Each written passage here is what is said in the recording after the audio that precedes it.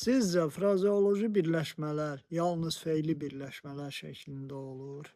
Uzun müddət orta məktəb proqramında bizə belə öyrədilmişdi ki, frazeoloji birləşmələr ancaq fe'li birləşmə şəklindədir. Məsələn, gözdən itmək, yola düşmək, ağzına su alıb oturmaq və s. Amma son illərdə 5-ci sinif Azərbaycan dili dərsliyində frazeoloji birləşmə mövzusunun izahında ismi birləşmələrə aid nümunələrə də rast gəlirik.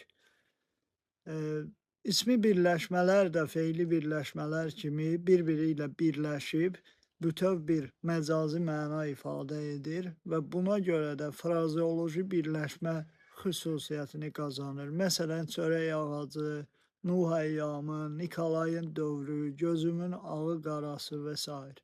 Hətta burada ismi birləşmələrin sıralanması hesabına yaranan frazeoloji birləşmələr də var. Məsələn, aydan arı, sudan duru, köhnə hamam, köhnə taz.